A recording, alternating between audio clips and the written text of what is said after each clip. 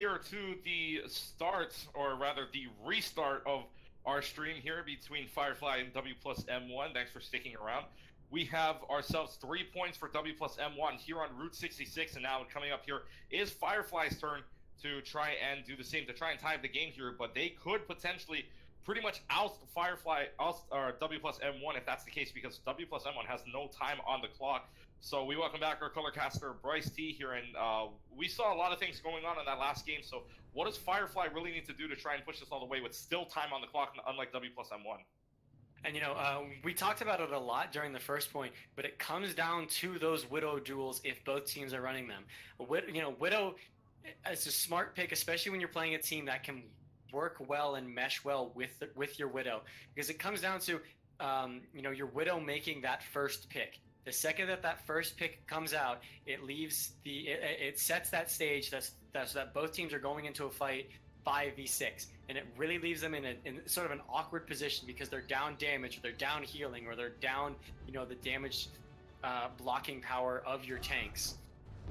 But as we're seeing on both sides, they're running sort of almost mirror comps, where you're seeing you're not seeing a Brig on Firefly side, and you're not seeing a Widow on W+M1 side. They're holding the high ground again, which is a very smart, very common pick, especially if they can communicate when to dive down well. They're not running against dive on Firefly's side, so they're not going to really be pressured on that high ground unless Max can get that first pick on W+M1's team.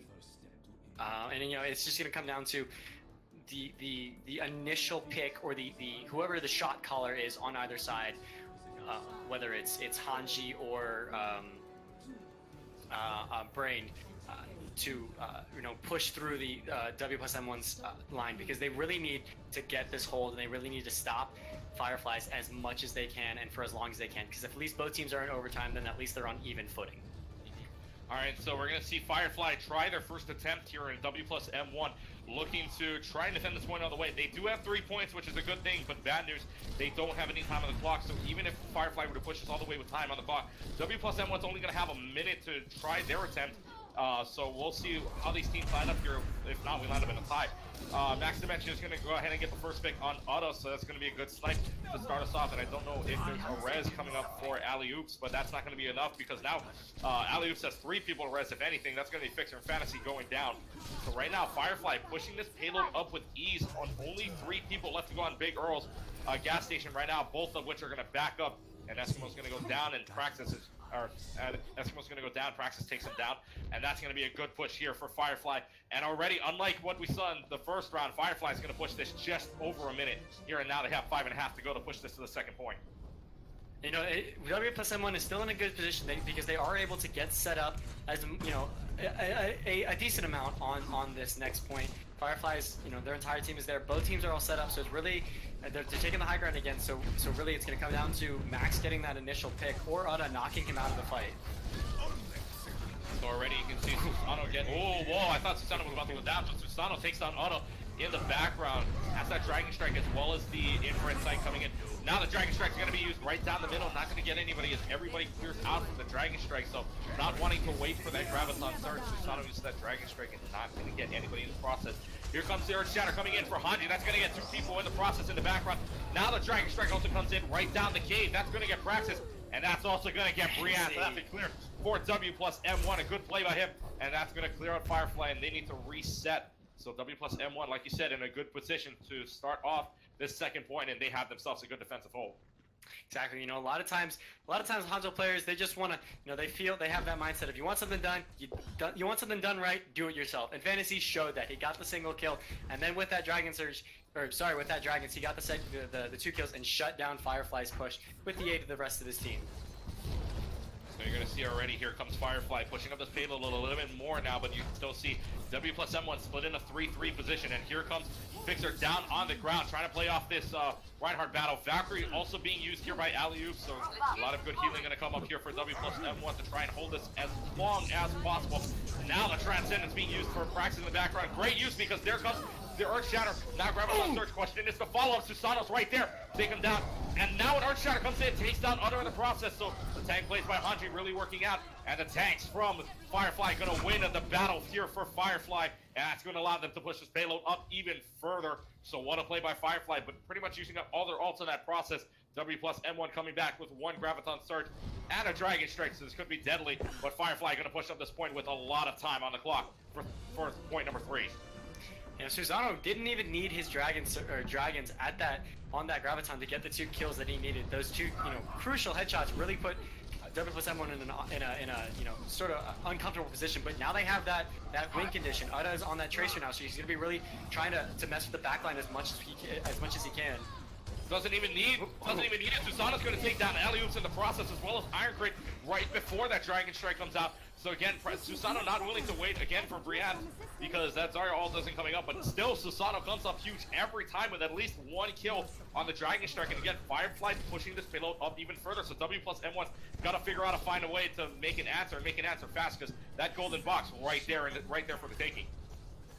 Just under 4 minutes, they really have all the time, pretty much all the time in the world for this. They just need to take the slow. They have that win condition coming at them right now, possibly. Yes, right there. Dragon Strike going to come in for Fantasy. That gets 1, that gets 2 on Praxis and Hanji. So that's going to start us off for W+M1 with a good one. And Susano getting the pick on Fantasy with Alley-Oops there for the rest. So it's like it didn't even happen. And even if Max Dimensional takes down Alley-Oops, it wasn't in time before the res. So right now, W+M1, like you said, Firefly has all the time in the world, but W+M1 coming up big. And again, good discipline by W+M1. They have the Pulse Bomb still. They have the Earth Shatter. They still have that Transcendence coming up. Firefly, only with the Valkyrie coming up here in the next fight. Yeah, the worst thing you can do into a friendly Zarya ult is overuse your ults. You really don't need to use an Earth Shatter, a Pulse Bomb, and Dragons into that. Pulse Bomb being used by Uda, not getting anybody in the background. So the 2 left that have their ults are Fixer and an Eskimo with the Transcendence and Earth Shatter respectively. There's the Earth Shatter from Hanji, not getting anybody, so and Hanji's going to get punished for it by Iron Crit. And so right now it's still in the hands of W+M1 as an Eskimo. And usually you don't see this from the Zenyatta, but takes down both healers on the side of Firefly. Cortez and Praxis both go down in the hands of an Eskimo. So the Zenyatta play is coming out here for W+M1. Really helping him out and pushing this payload back even further as we approach the next team fight. Exactly. And Hanji's just been in a bit of a twitchy situation with his ult. Most of the time that he's been able to use it, especially the past few times, especially on Oasis, he's Earth Shattered right into Fix Your Shield and really left himself wide open in an uncomfortable position without really any of his team to help capitalize on that Earth Shatter. Now the Graviton Surge coming in. That's 2 people down, as well as the Dragon Strike coming in, and Eskimo right there to Transcendence. So both Transcendence actually coming out here as Praxis uses his as well. And still looks like the team fight continues here. Valkyrie and Infrared Sight still up for Max Dimension, but that's not before Fantasy takes down Max in the process. Dragon Strike also available for Fantasy. See if he uses it in the meantime, but his payload moves up even further. Fixer backs off from the payload, so it's approaching the final meters here. But still, if you're WM1, you gotta feel good about melting off a little bit of time here before the payload moves into the final 10. And still trying to get a few picks here. Firefly needs to find something and find something fast as W+M1 now starting to fall. The Earth Shatter being used on Iron Crit. There it is. 4 people go down as the Pulse Bomb comes in. Not going to get anybody. Does get the stick, but Uda goes down. Final meters here. Is anybody going to be able to get the point on time? The answer is no. And Firefly going to have an additional minute plus the minute 20 that they have on the clock here for their second try when W+M1 comes up. So 3-3 the score, and Firefly looking good coming in. So you'll see the time remaining. 1 minute for W+M1, 2:23 for Firefly, which means WM1 gets the first try here on our second try. And we're talking about feeling good right there. Firefly is definitely in such a confident, or such a what's the word I'm looking for? Confident position on that push that even Corey pulling out the Battle Mercy to knock out Alley-Oops just to solidify that team kill, to help make sure everyone gets a little bit of that satisfaction of getting a kill in that fight. But it really, Firefly, they're when they have the momentum, it's really swinging well in their favor, as opposed to W+M1, where they like to stay in the comps and the plays that are working well for them, and not really in much of a position to change up. You did have Uda switching to that Tracer, but wasn't really able to capitalize too much on it. Susano, you don't normally think of Hanzo as a hard counter to Tracer, but Susano definitely was in a better position to counter Uda than the rest of his team, because Max really didn't need to focus on anybody else. He was shut down, a few times by Fantasy, but Max was still left in a good position. And again, seeing Fantasy on the Widow, so we're going to come down to pretty much the same Widow fights that we saw earlier, as both teams are running 2 snipers, but Praxis is on the Roadhog. And again, as you mentioned before, only 1 healer on Firefly's side, so it's really going to, put a lot of stress on Corey here. And so you're going to see here the Firefly, W+M1 has their final attempt. Now earlier, as we've seen all the time, W+M1 loves playing in the stretch, because coming down in overtime, they've won the point twice in that overtime stretch, but Firefly couldn't find an answer. But again, they only have a minute left, and Firefly was able to hold W+M1 in the first 3 minutes of their first attempt and in their first point. So it's a question of whether or not W+M1 loves playing in the stretch now, or Firefly can hold them off like they did on the first point. Practice starts us off here on Uda, takes him down, and I don't know if there's going to be a res here from alley-oops, and it doesn't look like it. So basically this payload's going to move up even further here. And again, it's just a push and shove battle. Fantasy wins the Widowmaker battle, and right now again playing in the stretch. W+M1 looking good so far as Iron Crit brings down the hammer with the Zarya so far, and again this payload keeps moving up further and further. So W+M1 playing in the stretch and playing in the clutch right now, as they're going to move this payload all the way up, and I don't think Firefly has an answer. Doesn't seem like it, because the only one up is Max, and he's not really, Widow isn't exactly the contesting player that you really want on your front lines. 2 meters in closing, and it doesn't seem like we're going to have much of a response as they take first point, but now they're stuck in overtime, so they're not going to be able to jump off of that. Even when they do that overclock, that overtime timer, speeds up, the more that they jump off of it. So somebody's got to somebody's got to stick on that point the entire time. But right now, if you're Firefly right now, you got to really push them back, because 1 point is in 1 minute, and including overtime is enough for them already. They still have 2:23 to push it all the way, but the further W+M1 pushes it, the less time Firefly thinks they have. We see Susano with the Dragon Surge. Oh, but countered by an Eskimo. And both Dragon Strikes coming out, actually trading here, but Uda's going to get the better part of it, gets 2 kills there. Rizzo's going to bring out the self-destruct. Now the Earth Shatter's going to takes down Hanji, and Fixer's going to take down Hanji in the process, but the only one left to go is Fixer. There are no kills coming up, and that's going to end overtime. So Firefly finally has the response that they need, but still impressive enough. 1 minute on the clock and overtime. They pushed it to 1 point, as well as a little bit of the meters less. So 2:23 on the clock for Firefly. Do you think they have enough to push it all the way to 4 and 23.49? I mean, 2 minutes and 23 seconds, I think is more than enough time. Especially seeing what W+M1 did with a minute plus that overtime. I mean, it's going to come down to, a little bit smarter picks and a little bit more aggressive, not so as aggressive plays.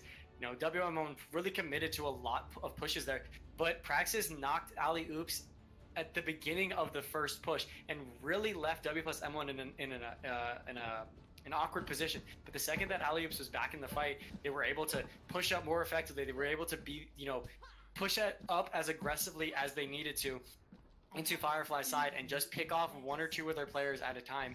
And the second that they had the advantage, they just pushed them all the way off the point and solidified that first position. But it wasn't until, again, Firefly was able to set back up, and both teams, pulling out their dragons, getting the same amount of kills, but Brain coming out with the self-destruct and getting another kill in Firefly's favor really left W+M1 in a bad position. So we're going to see if this is a reflection of what Firefly had earlier, because back on their first attempt, they just clocked over a minute before they got the first point. W+M1 doesn't have that luxury anymore to hold them all the way, because they had 3 points to hold them, which they weren't successful in. But now you've only got 1 point and a couple of meters to hold them on so far. So really, it's going to be up to W+M1 to hold them all the way, because Firefly knows what it's like to be in the clutch like that, and they're finding an answer fast. You can already see W+M1 playing super aggressive here, coming off Big Girl's gas station, but it's not going to work in their favor right now. Pretty much the entire team, the only one left is Fantasy, and not going to be a time for a team kill as Fixer's up before that, but still pretty much a team kill at that point. And right now, if you're W+M1, you got to get on this point as fast as you can. Exactly. You know, Fixer went down very quickly into that fight and left the rest of his team open. So now it's going to be down to him to get set up first. So the rest of his team has a stepping point to step up on, so they're not jumping straight into the fire. But Fixer is knocked out by Max, leaving just an off tank for the rest of the team. So as we're nearing the next point. First point is being taken, which means they now have a minute and 15, so not like W+M1 where if it's overtime, it's over. One team fight may not make the difference here, because right now Firefly's got some space. 23.50 meters to win the game right now as they approach the last 20. The golden box right there, but really nobody contesting it here. The only two left to go, and really no tag to either contest it. Iron Crit, now here comes Iron Crit and Fixer. Riptire's gonna come out at the same time from Fantasy, and is not gonna get anybody. I think the Riptire did go down, and right now the Graviton Surge also coming in. The question is the follow-up Dragon Strike to clear it out, and that's basically it. Iron Crit, the only one there, and Firefly is gonna take this to game 3 with another point coming up for them. So Firefly now brings it back to 0, and basically after that, the win on the map brings both teams back to 0. So. Right, because W+M1 had 1 point, Firefly -1, and now with Firefly with the win, Firefly gets an additional point, W+M1 with taking down a point, so both teams at 0-0. So we're back at even here on Route 66, and our final map pretty much determines who's going to go positive coming up in the standings. Exactly, you know, just taking a look at these cards, 22,000 healing, 36% of the damage. Corey almost solo healing for a lot of this game, especially on... especially on Firefly's, on Firefly's attack. Corey was in a good position behind Hanji. You know, when Hanji was playing a little more defensive, he really was being outplayed by Fixer when he decided to put himself on the offensive, when he tried to push through Fixer's shield, because Fixer was, you know, he just has that, you know, the better game sense to be able to tell when a Reinhardt is trying to ult. You know, you can tell with a certain amount of characters, depending on how much play the player has, especially with a Zarya or a Reinhardt, you can tell when they have their ult and when they're trying to look for to use it, because they're being overly aggressive. And Hanji definitely showed that, especially when he was at 90%, almost having his ult. He was really pushing hard into Fixer's shield and W+M1's front line, and they weren't, he just picked not the most opportune times to use his ult, because he threw down his hammer right into Fixer's shield and left himself without an ult, without much of follow-up to capitalize on getting, you know, the kills that he needed with his Earthshatter. But, you know, the times that he was able to, you know, slow down just a little bit, he was able to use his ult and Earthshatter right under the payload, actually, and knock down Iron Crit, and it left W+M1 on defense without a Zarya, which is, you know, a very crucial pick, especially when it's coming down to the wire. That personal barrier can really come in handy, especially when, you know, whether if it's on yourself or it's on another player. You know, that sightline can really help break down some devastating ults like an Earthshatter or any that requires line of sight. All right, so now we go into this Firefly and W+M1 basically in the standings. It's 0-0 right now if you're taking a look at the point standings. So pretty much, again, this is semi-pro division. For those that are joining us, this is the Overtime Champions Community W+M1 versus Firefly game in the semi-pro division here. And this is a great division, because this is proving to be one heck of an exciting battle, as you can already see. And what a way to start off Season 5, by the way, because you have two great teams coming out and really showing us their stuff, and some great plays we saw, and some exciting action, because you could see, like back on Route 66, I remember W+M1, 3 points all down the stretch really in time, and then Firefly comes in and wipes the board. And then back on Oasis too, W+M1 made it a game and really really showed off their stuff. So now we come into the last map here, Hanamura. This is the one that decides who goes positive, or if we draw, if it's a possibility of a draw, if we get 0-0 to start us off here. But but for both of these teams, really, what does it come down to here on the 2CP map to end our series here?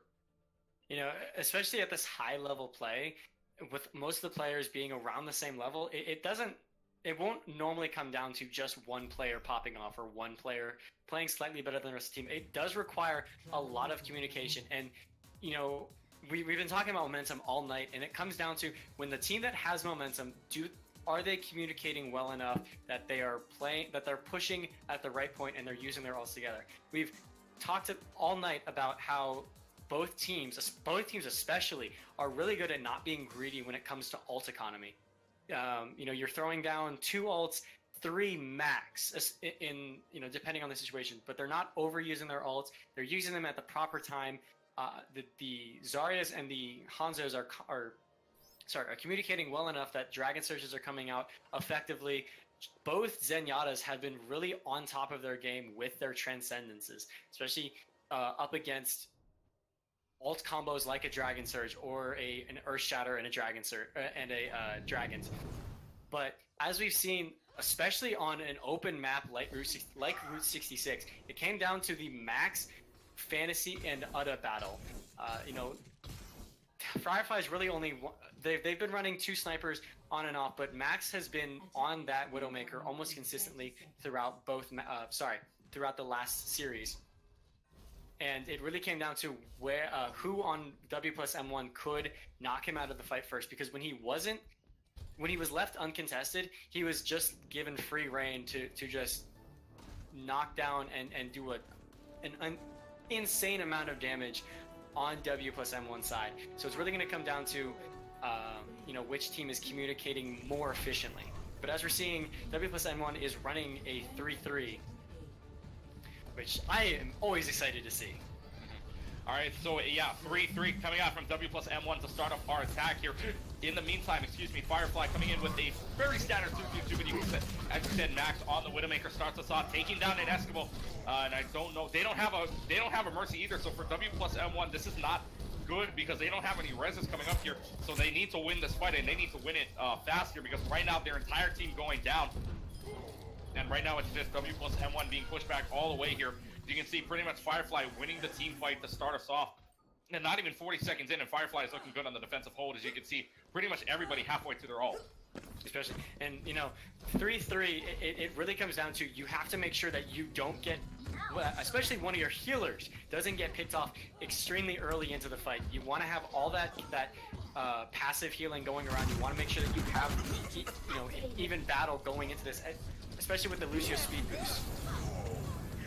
Self-destruction going to come in the background, not going to get anybody for Brienne, so this is going to be a push-up here. 1 on left is that, and that is Praxis with the Transcendence, but it's still, again, working out in favor of Firefly. Firefly knows what they're doing because they're taking out an Eskimo first try, and that's already going to leave out Firefly, or that's going to leave out, rather, WM1 from getting pretty much anything going.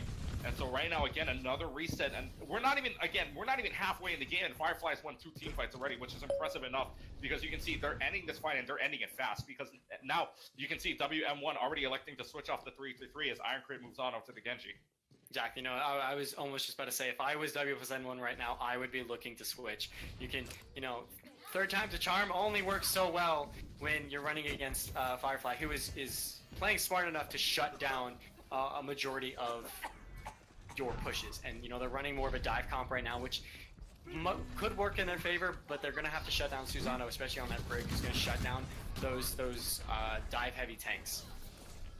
So we're gonna see a little bit of a switch now. W+M1, let's take a look at their new lineup here. Fantasy's gonna try and pick off Max with the Widowmaker, and pretty much that's the only DPS here. W+M1 pretty much staying with the same thing. They finally bring out a Mercy, but 3 supports, 2 tanks. And that is not going to help out because Max already starts off with a pick on an Eskimo. So like you said, take down the healers. You pretty much take down the rest of the team, and that is true for them right now. Alley-Oops doesn't have a chance at the res, I don't think. As you can see in the background already here, Alley-Oops trying to battle Hanji, but Hanji right there just to say sorry, that's not going to be good enough. So Hanji just sweeps away Alley-Oops, and that's going to be a huge reset too, because now you're wasting a lot more time. And Firefly looking really good in this defense right now as we approach a minute left. Exactly. You know, there's not a single ult on W+M1 side. You know, that is a little product of having to switch a little bit later into the fight. But Firefly has ult advantage. They have ults that they can combo with. And there's the Earth Shatter. Earth Shatter's going to come in. They're all stuck in that room, basically. So any self-destruct really could help out if Brienne uses it. Actually, are they stuck in the room? No. Yeah, they are stuck in the room, I believe. Either that or they're stuck in the corner around the block. But they are in the room. They're going to try and go upstairs now. See if they can get anything going from the upstairs part. But Firefly notices it right away. So So for them, it's going to be Hanji just defending any damage right now. But still, if you're WM1, again, this team loves playing down the stretch, so we might see a good push here by W+M1 if that's the case, even though they don't have any goals coming up. Ironcrate might have the self-destruct, and Alley-Oops might have the Valkyrie coming up, but that could be it. Falcon on both sides, though, as this fight begins with 13 seconds left. Self-destruct comes in. Ironcrate, actually, Brand was looking to mech, but also gets demech by Ironcrate self-destruct, so don't know how exactly that happened, but anyways, there's going to be being used. Praxis is going to come up with the Transcendence, as well as the Rally coming up for Uda as well. And there's the Earth Shatter, only getting the debuff from Ironcrate in the process. There's a take out from an Eskimo, and right now, again, W+M1 looking to play in the stretch, which is really good for them right now, because they are winning this fight. Susano trying to hold off the point, as well as Corey Theus, who is going to go down. Susano, the final person on the point that can hold it. Actually, one more left, and that is the Zenyatta. Praxis, who's trying his best. I think Praxis is going to go down with the ship. And that is it. Actually, in the background, too, one person left. That's the Widowmaker trying to pick up anybody from Max, but really not paying attention to the point, as he doesn't want to die.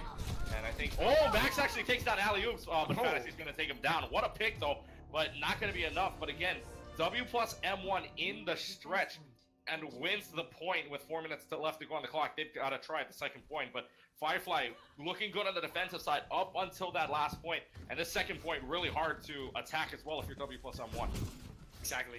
And the Max switching off of the Widowmaker onto the Pharah, a bit of an interesting choice, especially since you're running against Fantasy and Ironcrate, two, pretty good counters to Pharah, especially in this enclosed area. But Fantasy popping that infrared sight at the beginning of this push, as Fixer just runs right onto the point all by himself, the rest of the team just zooms in behind him.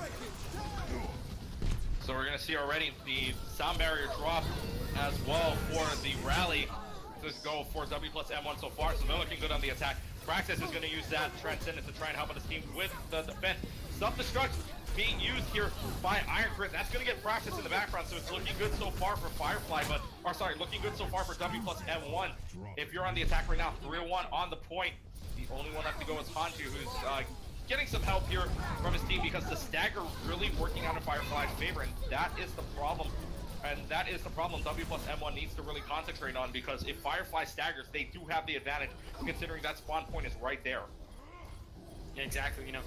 Braid jumping out and knocking Fantasy out, giving Fireflies a bit of a breathing room, as W+M1 is forced off of the point.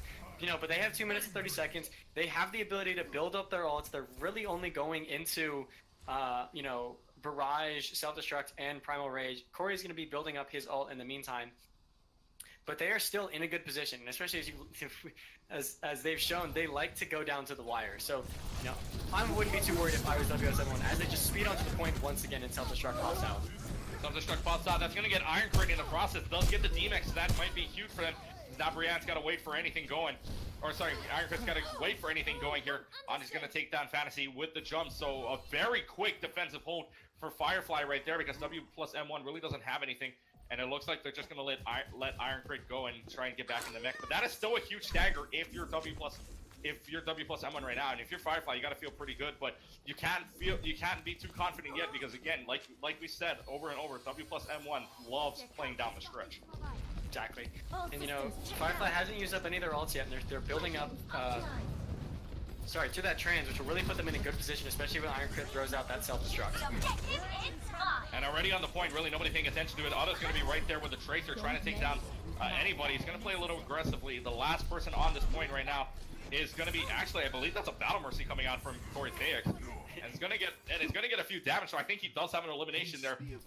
Again, right now, Uda's gonna stagger himself from the rest of W+M1, which isn't really good, because right now you're taking a look at the ult economies here. 3 ults coming up for Firefly and W+M1 with 3 as well, but still a bit of a stagger coming from Fireflies or from W+M1. So again, some time wasted off the clock here. Exactly. And Eskimo does have that sound barrier, so it's going to put W+M1 in a bit of a position to, a buffer a little bit more. But Max is switching off of the Pharah onto the Genji, which is an interesting choice. If he can capitalize on it and get his Dragon Blade within the next 40 seconds. Self-destruct going to come in for Ironcrate, which isn't going to get anybody, so that's a little bit of a wasted ult coming from W+M1. And Firefly is going to have to try and defend this point all the way here, as everybody, and this is very interesting enough, because W+M1 pretty much staggered all over the place. Fantasy's on the ground, Iron Crate up on top, and right on the point right now is Fixer who goes down. So this is a bit of a stagger coming on from W+M1, and Hanji's just gonna punish an Eskimo and Fixer for it. You know, it's gonna leave the rest of the team to sort of just, you know, run back and you know, sort of lick their wounds and build back up, you know, wait for the rest of the team as 5 seconds is coming in. Overtime's counting down. I'm trying to see what W+M1's got in store for us for the rest of this overtime. And so already self-destruct gonna come in the background. That's not gonna get anybody. Susano gets a double kill so far with that Brigida. So this is gonna be a good start for Firefly so far in the defense. Praxis is gonna use that Transcendence to heal up his team anyways, and the last two people here are Uda and an Eskimo. Very hard to kill if you're the Tracers, but Praxis on Hanji make it look easy. And the last one that stands is Fantasy, who goes down, which means Firefly has themselves a great defensive hold. And to win their point, they need 1 point plus the first tick to win it all here on Hanamura.